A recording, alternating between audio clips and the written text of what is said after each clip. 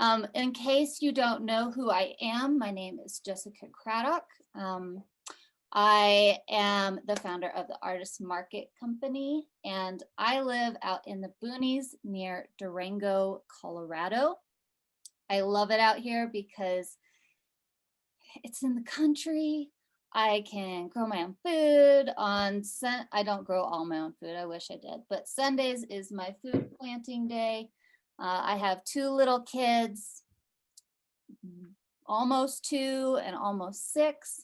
So I know a lot of you probably have children as well. So I understand the struggles going through all your brains. You are in the right place if you think marketing your work would be easier and less intimidating if you knew who you were talking to and you could tailor your message to them. This is really what we're going to be solving today. If you have a hard time describing your art and writing compelling content, you are in the right place. If you would love to find audiences that you can engage and connect with, and on a deeper level, not just on a like, hey, how's the weather going today?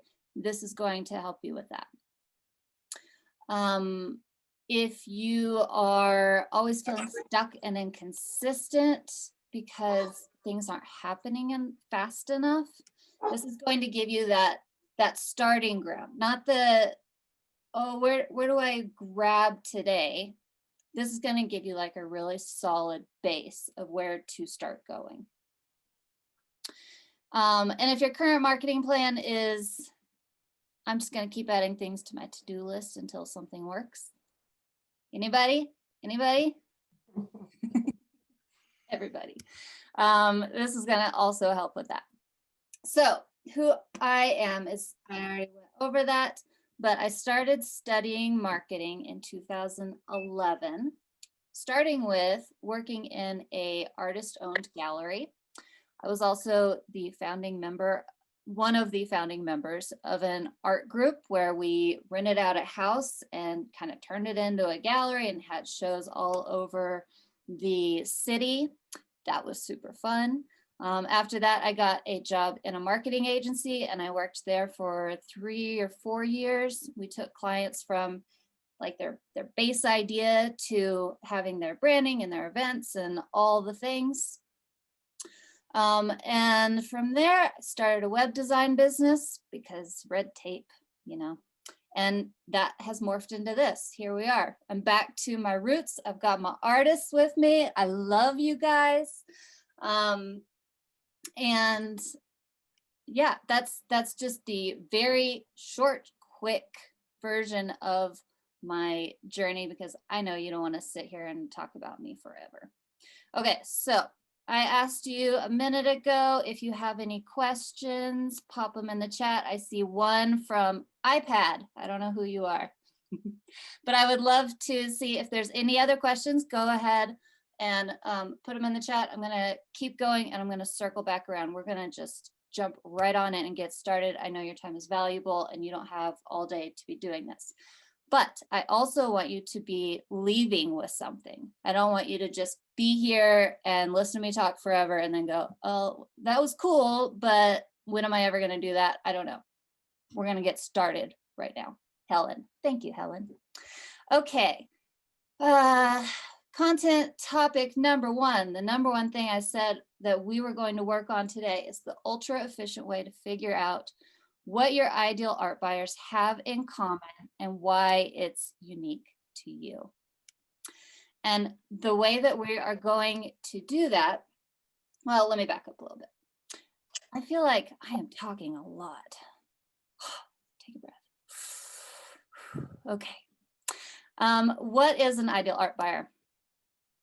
Okay, this is a term I came up with to encompass a few different things. You've probably heard, like I mentioned earlier, that you need to find your niche, and that if you are super specific in what you paint, that can be your niche, ready, go. But most artists don't work that way. So using all of my previous marketing experience, working with dozens of clients and talking to artists all over the place all the time, I have developed this other way to find your people, and I call it your ideal art buyer.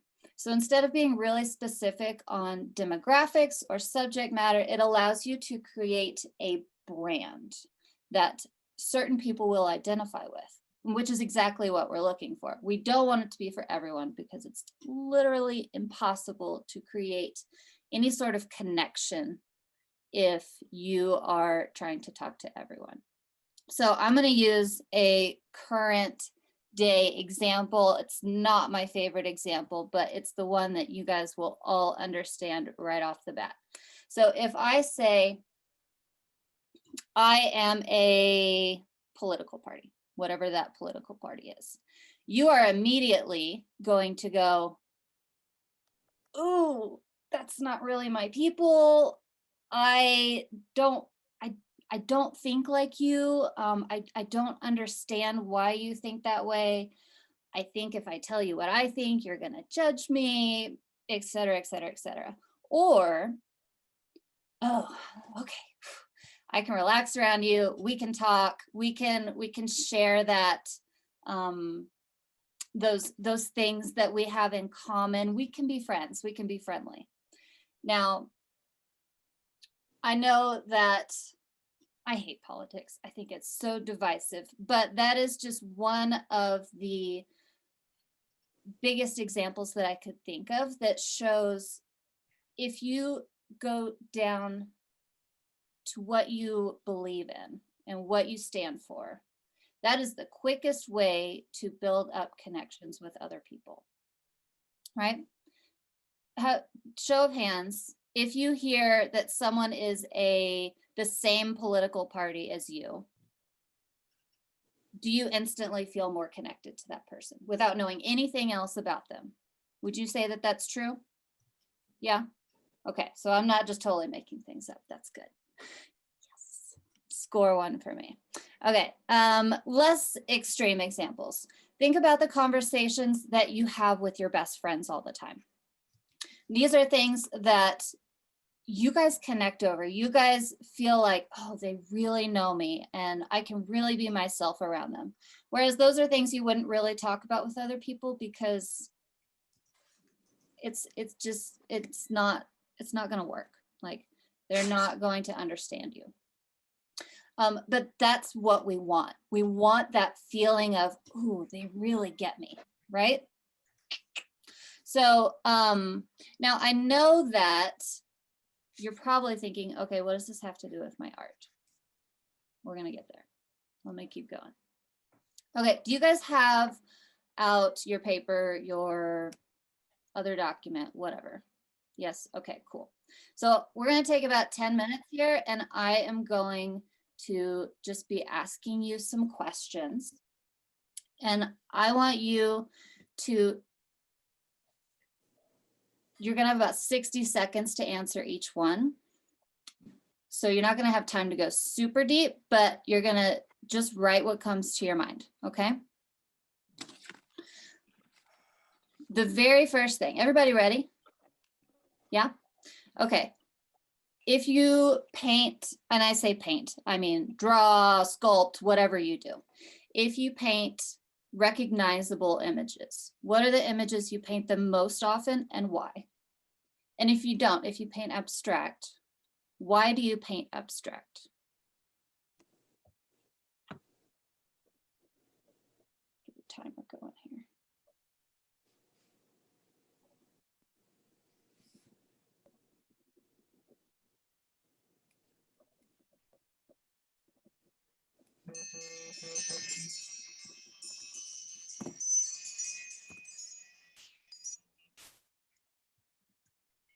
I love. We are workshopping who your ideal art buyer is. So get out a piece of paper. You just missed the first question. We're going to do another one in a second.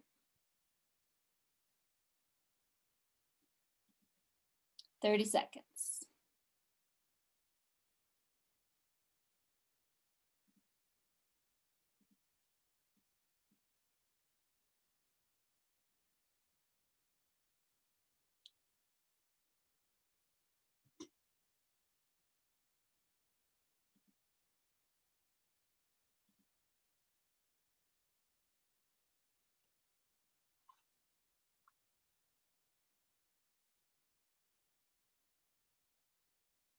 Okay, so next, I'm gonna ask you a couple of questions like that, but follow it up with that every single time. I want you to do this in the next 60 seconds. Okay, so you have your answer. I want you to go deeper. So somebody unmute yourself and give me your answer. We'll do it together real quick. Helen, go. Okay, I paint flowers and crystals because I want to bring beauty, joy, positivity to the world.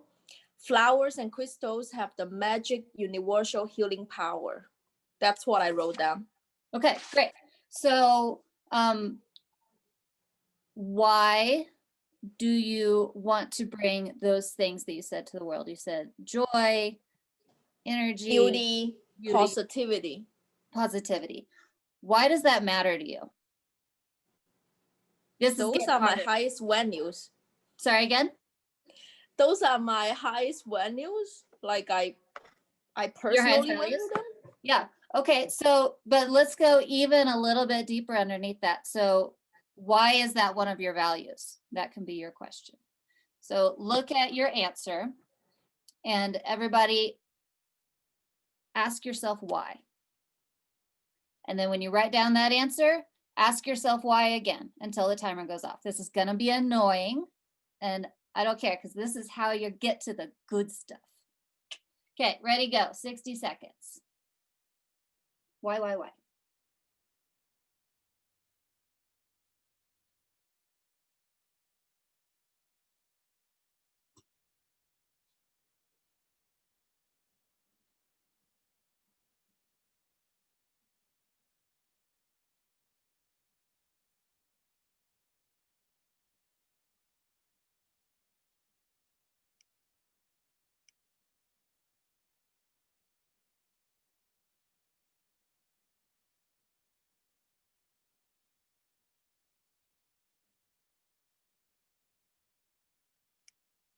Liz, the initial question was,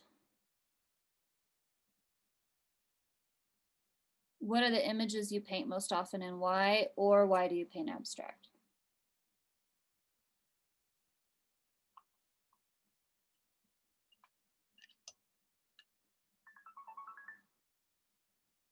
Okay. Everybody got something?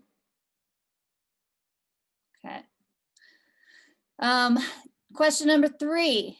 What made you start creating art? And you might see some patterns here. That's okay. But just follow each question because they're a little bit different nuance and maybe you'll come up with something different. Maybe the same. Let's just see what happens. Okay, ready, go.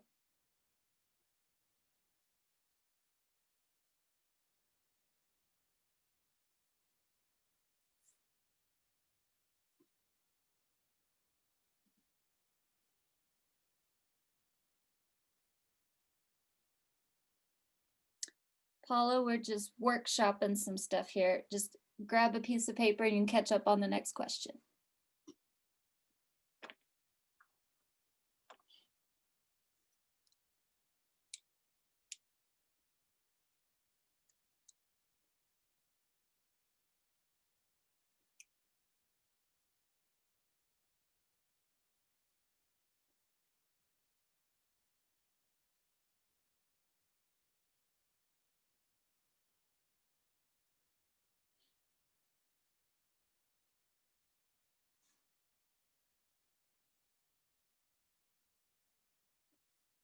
Okay, so who wants to tell me their answer for that one?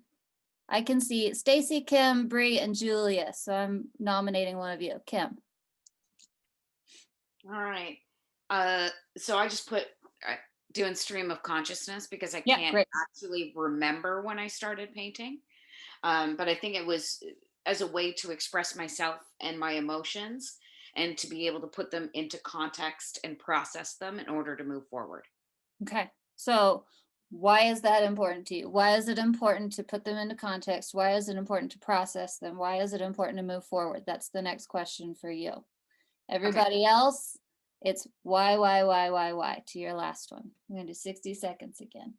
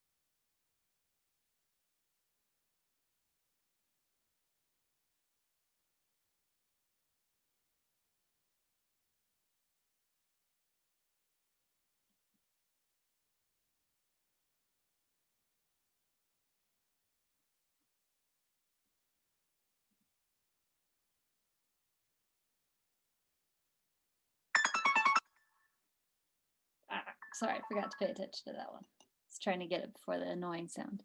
Okay, awesome. Everybody, again, everyone good so far? All right. Why do you want to sell your art? Again, there might be some themes here. That's okay.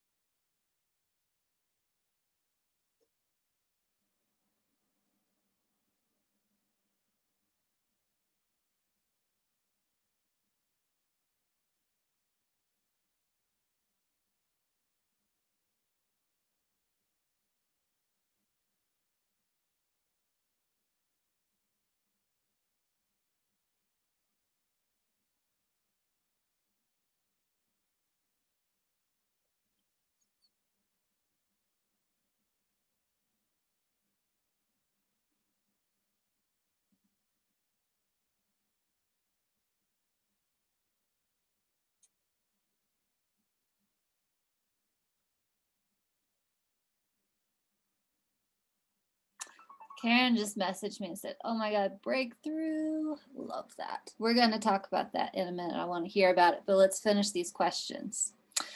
Okay. Why? Who wants to answer? Bree, you want to tell me why you want to sell art? Hold on. I got to unmute you. Or ask to unmute you.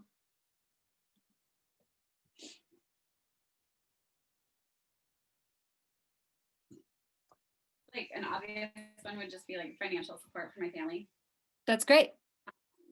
Did you have anything else? Like, yeah, just that it's my lifestyle and that it has to get out of me. Like I can't just not.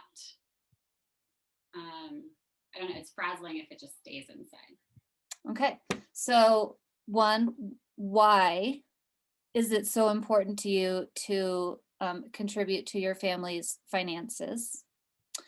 And why does it frazzle you if it doesn't come out? And why is that lifestyle so important to you? Okay. Okay. Everybody ask why to your answer. Here we go. 60 seconds.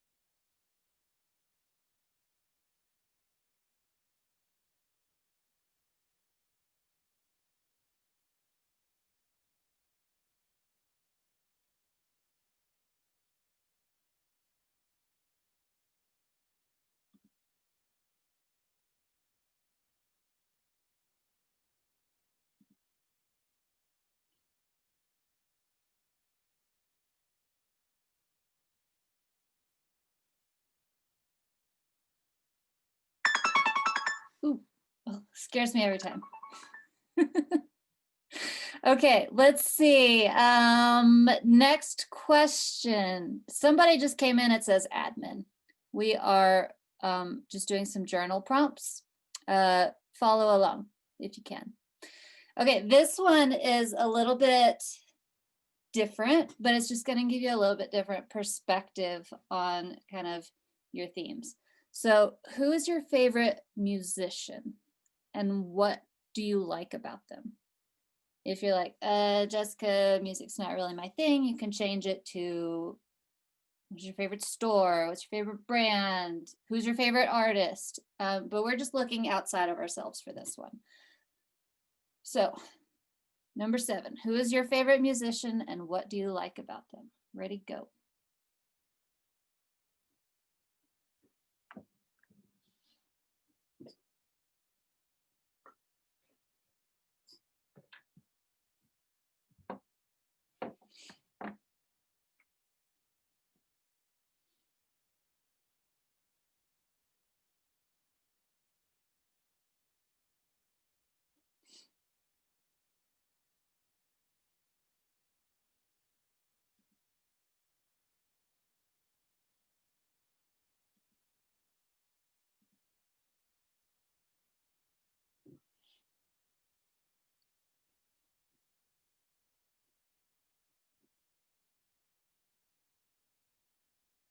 Kim, are you stuck?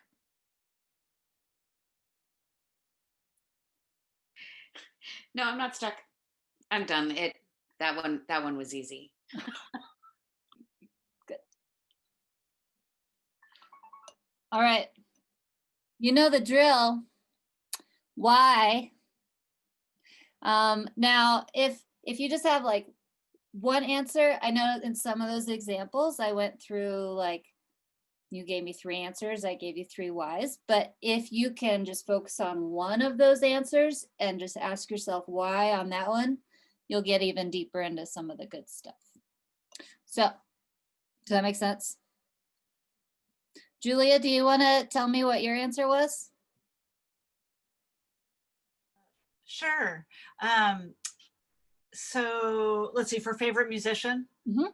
Yeah. Oh, okay. So my favorite musician is they're a band called Blitzen Trapper, and they're just great music. You know, they're kind of a rock alt folk band, and really great. And then they have really great narrative songs that are Thought you might say that.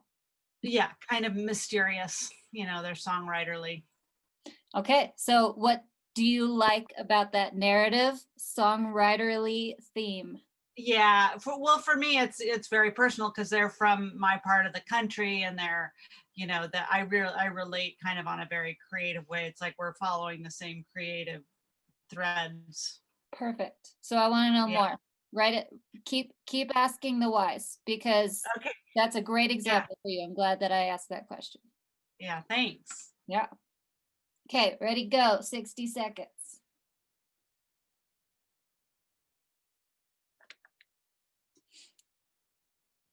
Dave, we're almost done.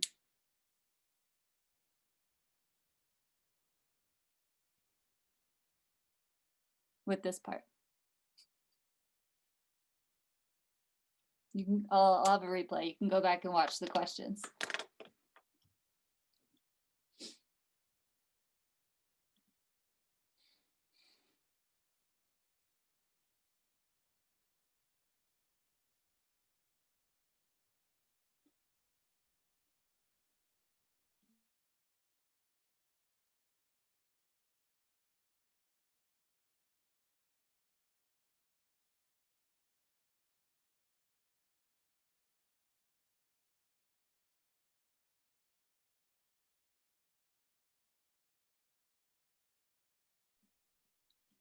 All right. Last question. And I'm not gonna ask why on this one, because it just doesn't quite flow right. But what are your favorite conversations to have with your friends? Obviously not like, what's the weather look like, but like, what are the memorable things that you guys talk about? If you were gonna have a bottle of wine and stay up under the stars and talk, what would you talk about? Ready to go.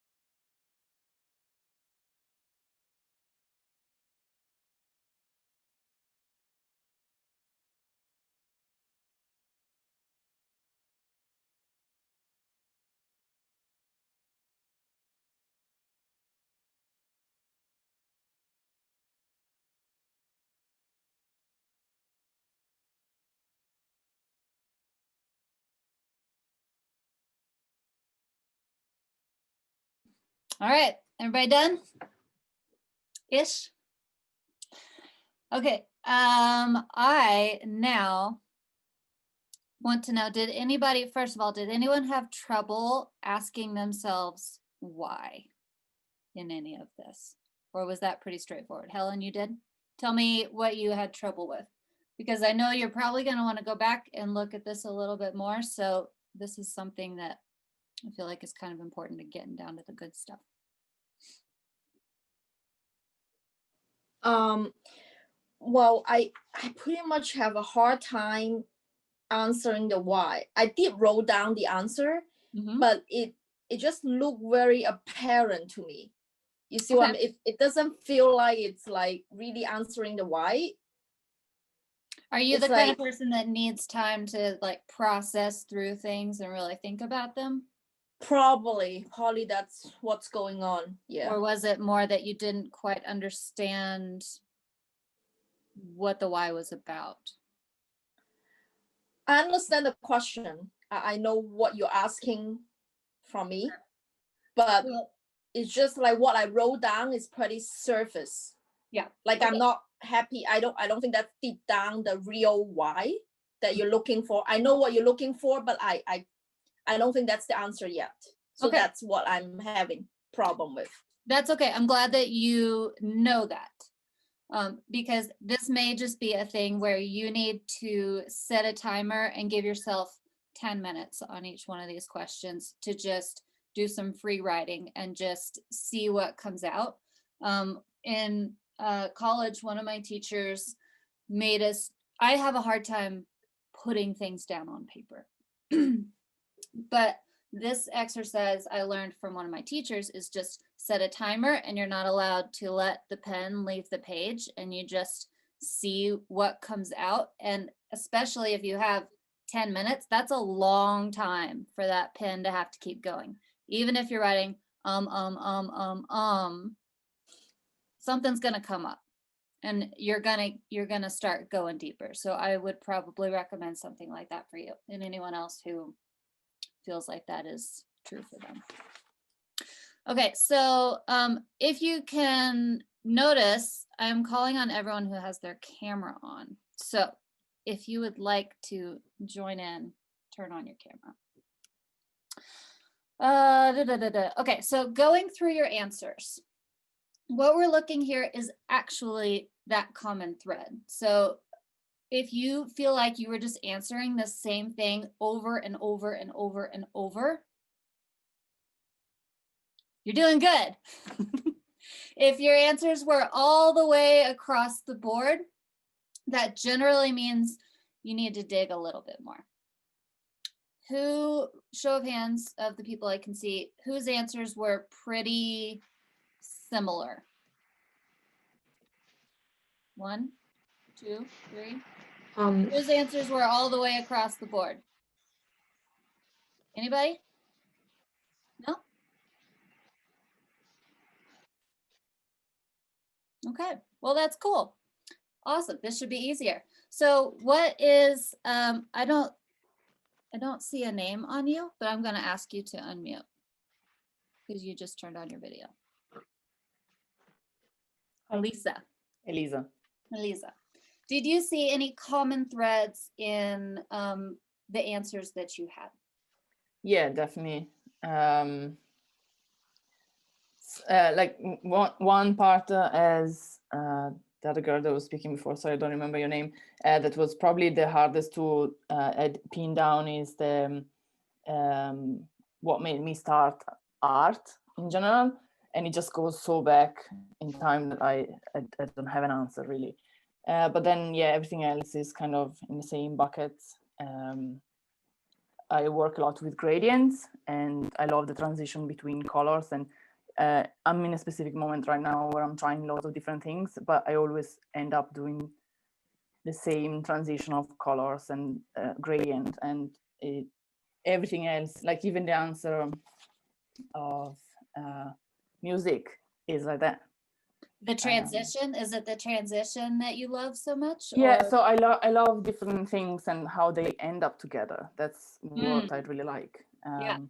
And obviously I'm Italian, I live in Ireland, and I think there are lots of things that kind of come in to create that part, different thing. And I like understanding that how two different things really can become one and create another one.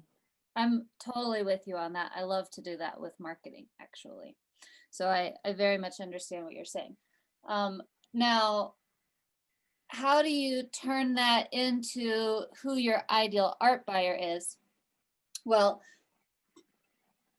your theme is that you love two things coming together. So if I were you, I would take a little bit of time to explore that. And what is it that if you're talking to someone else and those conversations that you love, you're probably not saying, I really love it when red and orange come together. But maybe you are saying, I really love it when two different opinions can come together and form harmony, or something like that. So what is that theme as far as people go, as far as conversations, as far as what you talk about with your best friends? And when I think it's balance, finding a balance between two different things. And it's funny because I'm a Libra, and my mom always said that I never I never start a fight. I'm always trying to find two different how the two different positions can really live together.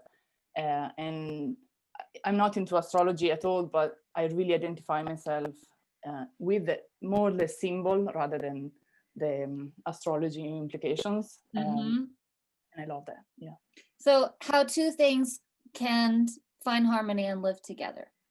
From this short conversation, that is what I would guess is at least well on your way to being your theme. Anybody else want? Akila? Am I saying that right? Yeah, that's right. Tell me your okay. commonalities. So as in like what I have in common in all the answers? Yeah. Is that okay? So I like to paint things that are inspired by travel and different cultures and what I learn about different cultures, because what really inspires me is that how diverse people are, as in from, there's a small location change, but how diverse people are, how diverse different foods are, or culturally how diverse we are, even though we're all humans. So that's what primarily inspires me. So I find a lot of beauty in that, and I like exploring that through my work. So I don't know, I have a hard time articulating it, I suppose. No, I understand Yeah. what you're saying. Yeah. So I think if I were to give an example of, tell me. Sorry, why. I was just, I'm sorry. It's okay. Yeah. Tell me why. Yeah, I can. That diversity is so important to you. What does that mean to you? Okay. I think it's really important to me because I think it makes us more curious to be open-minded towards diversity, and I think it makes us more compassionate and understanding, and it broadens our minds and our horizons, and it can also develop the way we look at the world in several different ways. And instead of seeing things the same way all the time, I think that diversity encourages us to see things from a lot of different points of view. So I think that's why I find it really interesting. Beautiful. So compassion is one of the things that I heard in there. And seeing things from other point of view as well, obviously, but I feel like even underneath that, there's something else. And maybe it all stems back to that compassion, or that that curiosity, compassion and curiosity. Curiosity leads to compassion. So I want you to really look at the answers you just gave me, because it's in there. And I can't tell you exactly what it is because we haven't talked that long and I don't know you that well, but it's in there. You're 2 sentences away from figuring it out. So once you have this big overarching message, this kind of becomes your brand. This is your it factor that people are going to care about you and about your art, because everything that we talked about, let's see, 1, 2, 3, 4 of the questions were about art. and one was about your friends. So all of these things that are coming out, this is what also comes out in your art. This is how you can talk about your art in a way that makes it stand out, even if you make something very similar to 5 billion other artists. This is your it factor. Okay, so you've now got your art plus your message. And when you put that together, that really creates your very own niche. You're not going out and trying to fit into someone else's niche. You are building your own. It's your own box. It's your own bubble. It's what you want it to be. And that will make your art also infinitely more valuable than just a pretty picture on the wall, because then the people that are buying your art are connecting your art with that message that they also care deeply about. So if we go back to the beginning, we were talking about politics, and if you identify with a certain party, then you already start identifying with that person before you even know them. It's the same with the art. Am I making sense? Is everyone following me so far? Cool. Hold on, let me let Sonia in. All right, so a couple of examples from, ooh, we got some comments. Trying to keep up with all this. Juliet, no, you don't have to give me money for my time, but thank you. I appreciate the thought. Here's a couple of examples from previous clients. Live a passion-fueled life filled to the brim with interesting experiences that other people only dream of. So that was like their thing that drives all of their decisions, all of their art. Anything that they did in life was driven by that desire to go find the most interesting experiences and live kind of in that extreme way. Another one was change the world for the better by leading and doing things differently than the status quo. So that person was really more of a leader who wanted to change the world by doing things in a better way. And that really shone through in her art. Another more simple example, but I'm gonna take my glasses off, I can't take it anymore, was go have an adventure outside. That was their thing. That was all they wanted to do, was just go have an adventure outside. This person was in particular a photographer. And so her brand was going out and taking her people to go have an adventure outside while she took their pictures. Like, it all comes together if you take a little time to think about it in relation to your art and what you're really trying to get across and what you really care about, what your values are, and why you make your own decisions. Okay, so how are we feeling so far? Anybody confused? Anybody like, what are you talking about? No? Okay. Okay, it's already 10:45. I was shooting for an hour. Might be an hour and a half. We'll see. I'm going to speed up a little bit. Okay, the second thing I said we're going to talk about is a simple strategy to help you sell more art, even if you read all the marketing articles with very little results, or you have trouble seeing yourself as an actual artist. And some people, when I say this, they love it, and other people are like, so we're going to go over both. Okay, so using this newfound information, your very lowest hanging fruit, and why I say that's important, lowest hanging fruit is where you start building up your business. This is your base of super fans, and then you grow from there. And it's always good to start with something instead of starting from scratch. And I bet you have a lot more something than you realize already. So where is this pool of people? You ready? They're your friends. They're your family members. They're your coworkers. They're the people that you talk to on a regular basis, or the people you haven't talked to since college, or the members of that group you're in, or the people at your last job, or even people that you know by proxy. Okay, these are the people who are most likely to buy from you right now. That's not super exciting. No, let me take that back. That could sound not super exciting. I believe it is. It's very exciting because you already have all of these people. They're already there. Now, the problem with that in most artists' minds that I have found is that there's a lot of resistance because they're looking for people to buy their art and validate that they are a real artist. If someone I don't know buys my art, then I can be a real artist, right? Yeah. Yeah. Okay, so here's why I want you to not worry about that. 2 reasons. First of all, a business is not a business without money. You have to start somewhere. So that dream that you had, that why you want to sell art that we just went through in your journal,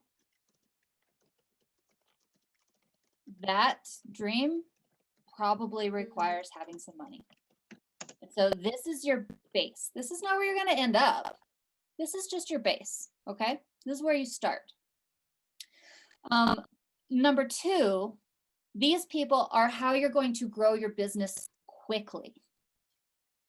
They are going to get you to where you want to go. So if you cut them up, if you cut yourself off at the knees right now at the very beginning and you ignore them, you are doing yourself a great disservice. These are the people that are going to be your super fans. They're going to refer you to other people. They're going to spread the word about your art. They're going to like and comment on your social posts when no one else is. They're going to help you get that other engagement. They're going to help you get those connections to other audiences. They're going to give you glowing testimonials. They're going to put in that extra work to send you pictures so you can have your art hanging in a home. You can use those in your social media feed or your website or whatever. These things are how you build a business. Having testimonials, having engagement, getting referrals, all of these things. This is how you build quickly. This is your starting point. And they know, like, and trust you already. And if they are someone that you know by proxy, at least even if they don't already know, like, and trust you, they'll be much more likely to know, like, and trust you in a very short amount of time. Everyone understanding where I'm going with this so far? This is where you start building up that base. Okay, but then you don't want to stay there forever, right? That's a good place to start. You don't want to stay there forever. You want to grow. You want to be able to find other audiences, other people who want your art. And so there are really 3 steps to go out and finding new audiences who are going to love your art. Number 1 is figure out your theme. We already did that. Right? Step number 1, check. Step number 2, it can be super overwhelming to go out into the world where there are billions of people and businesses and hashtags and blah, blah, blah, blah.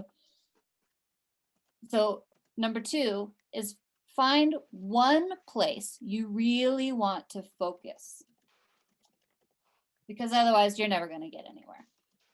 So that might be podcasts. You might want to go look for people who share at least a portion of your theme in podcasts, in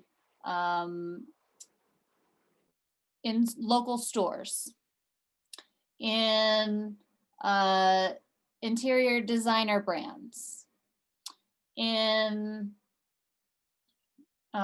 you could even do hashtags.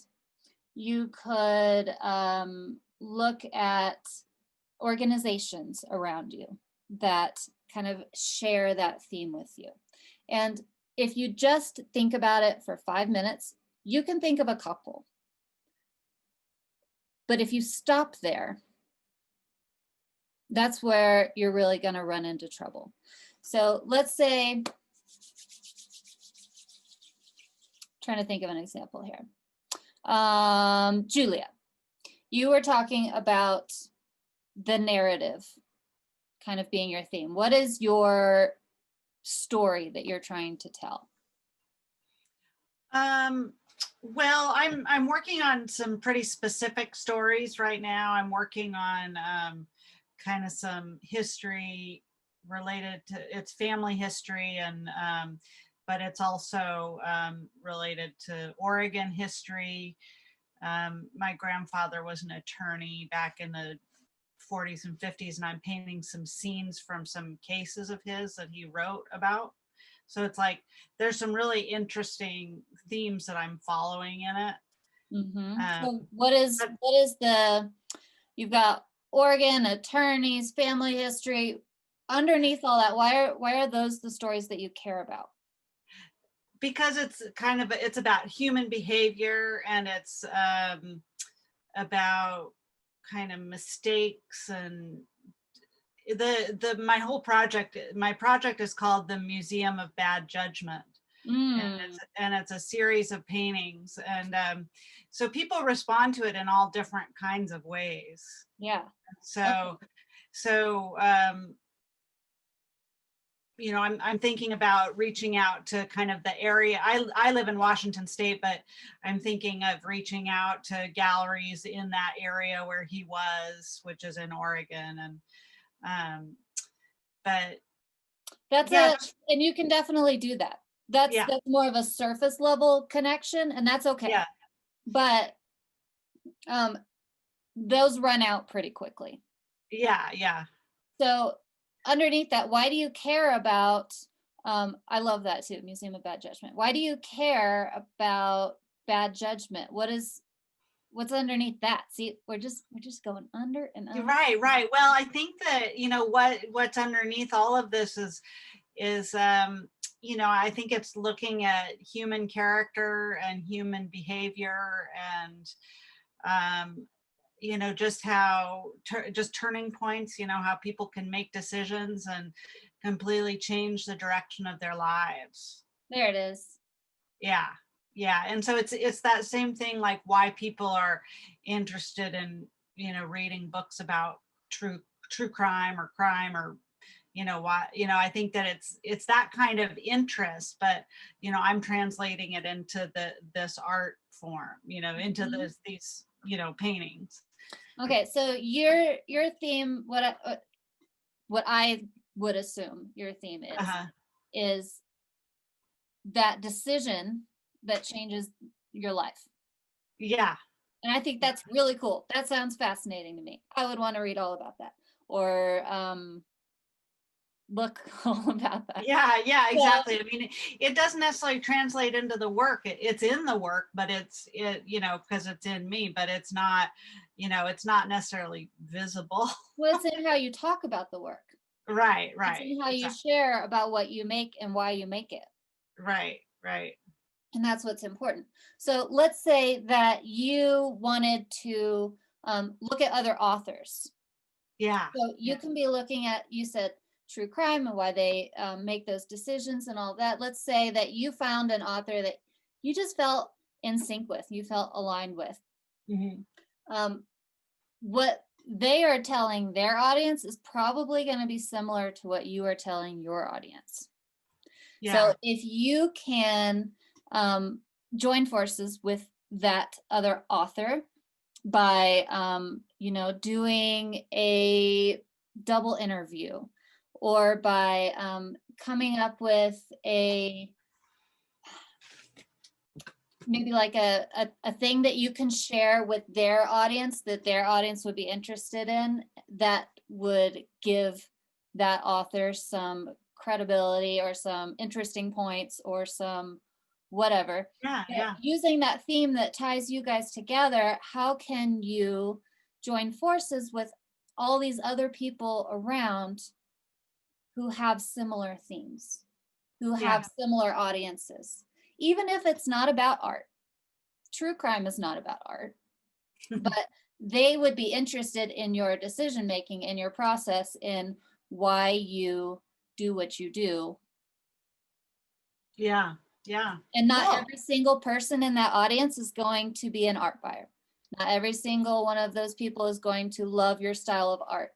But the ones that do are already so far pulled in, as opposed to just going out and trying to find someone who likes the way that your art looks, and then trying to convince them to buy it. So Right. it's just almost a little bit of a shortcut. Yeah. Yeah. Cool. Cool. All right. Is anyone totally lost? Is anyone like, is everyone understanding? I'm looking for nods here. Light bulbs, ahas. Yes. Somehow it feels like that when a stranger buys your art, but I super love it that my friends and their friends buy. Yes. So going back to that for a moment, Adana, you want to unmute yourself and talk about that for a second? You don't have to if you want to. I'd love to hear that. Do we find Hi, people? I'm here. Oh, yeah, go ahead. Sorry, I put my picture on, but I just got up too late. That's okay. Don't worry about it. Yeah, it took another art friend of mine to help me through that lens of, because exactly what you said earlier, it feels like in the beginning, it felt like, oh, I'm not a real artist until I have sold a piece of art to someone that I don't know, right? Mhm. And it does feel super cool when someone went to an Etsy site and bought a card or a piece of art. But then you really do have to step back and say, oh my gosh, my family likes my art and they're buying it, and then they're sharing it with their friends on a Facebook post or whatever. And then I get an email saying, hey, I want to buy that. How super cool is that? Yeah, and that also leads to people who you don't know buying your art because they are spreading the word about you for you. They're your super Yeah. fans. They're your They're super fans. I love it. And just what you said earlier, talking to this other woman about the Museum of Bad Judgment. I love it. And getting in front of someone else's audience. That's the key. There are other ways to do it. You can go and talk to people on an individual basis, but that takes freaking forever. I mean, you can do it and it works. But going out and finding individual people that relate to you and then starting conversations with them and then doing that over and over and over and over and over, that just eats up a lot of time. If that is your only marketing tactic, great. But if you're trying to do all this other stuff, you're just going to get overwhelmed. So yeah, I find that getting in front of other people's audiences is the fastest way to find people who are going to relate to you and your art and what you're trying to say and want to buy your art because it then reflects what they care about and their values. Awesome, awesome. Let's see. Rebecca said, I'm all about the pleasure and beauty, which explains why I keep sharing photos of delicious food as well as drawings. Just made me hungry. Your art ambassadors. Yes, Kim. Do we find people with similar narratives online? You can find them online. You can find them offline. You can find them online and offline. Anywhere you want.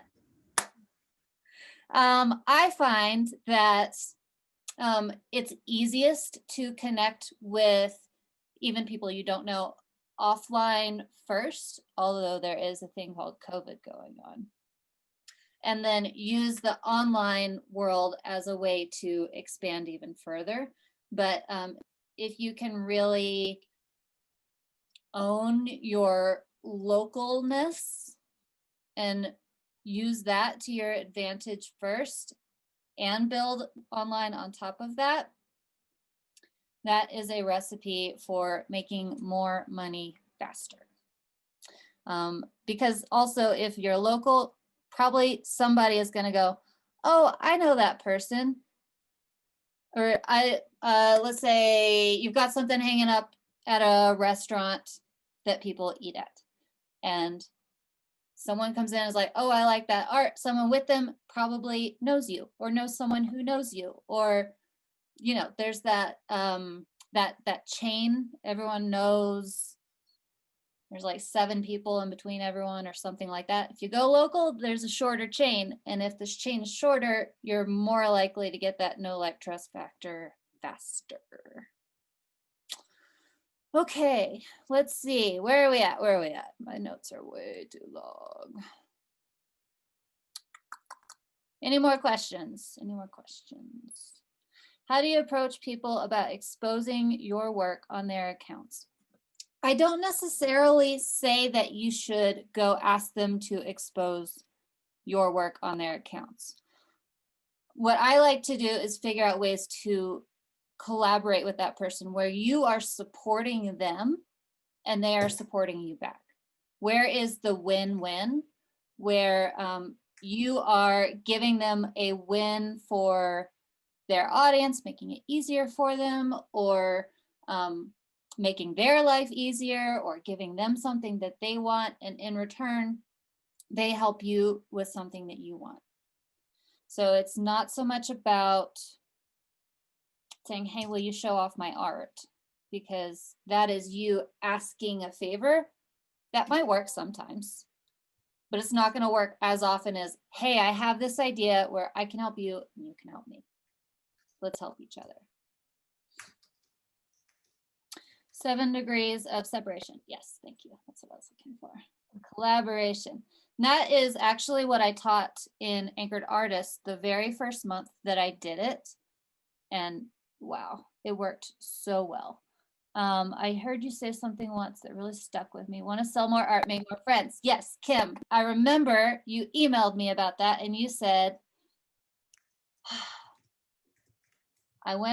oh, or maybe that was a different email. I don't know. One time you emailed me and you're like, I shared it with my friends and I sold 2 pieces of art because you reminded me to go, what was that? I can't remember exactly. Feeling a little bit lost on getting your work in front of someone else's audience. For instance, I imagine that most of us are pretty connected to local artist communities, but not so much to other communities like writers and so on. Having trouble seeing clearly on this point. Okay. That's because this is a big topic and it's hard to cover all the ins and outs of doing it in this short amount of time. But for instance, I did a collaboration with a fellow woman entrepreneur that did a lilac candle, and I had a lilac art turned into a card. We sold a package kit. Great. It was limited, but it was in her newsletter of 3,000 and I got in front of her audience. Yeah. Oh, okay. That was 2 different people. Exactly. You have something in common. In this case, it was a little bit more surface level. That's okay. It was lilacs. They did a kit together. They sold it. What happens when you live in the middle of nowhere? I live in the middle of nowhere. You just go online. But there's always people around you, right? Even if I live in the middle of nowhere, 30 minutes from me is the closest town. It's probably 1,000 people. But I can go there and I can make some real fast friends because they are 30 minutes away and it's a small, close-knit, everybody knows everybody. 45 minutes away is another town. It's a little bit bigger, more opportunities. And by bigger, I mean like smaller than all your towns put together, probably. But there's some art galleries there. I can go and talk to people who, businesses who have things in common with me. And businesses could be like solo entrepreneurs. It could be even chains who are in your area. It could be little local stores. It could be service providers. It doesn't have to be another store. It could be the newspaper. It could be the local food co-op. It could, you know, whatever you have in your area. You got to get a little bit creative, and you got to figure out what you guys have in common, and then how can you work together? How can you support them so they can support you, so you can help them and they can help you. I see. Did that make sense, Dave? Kind of. It's kind of hard to tell with your glasses. Like, you're nodding, but you also look confused. You have another appointment. Gotta go. Cool. Have a good day. I need to brainstorm a section of potential partners. Yes, that is why I said, remember the steps. What is your theme? What is a small section? Because otherwise your brain is gonna go poof. What is a small section you can look at and then start digging? If you find one, dig around that one because they probably have some around them.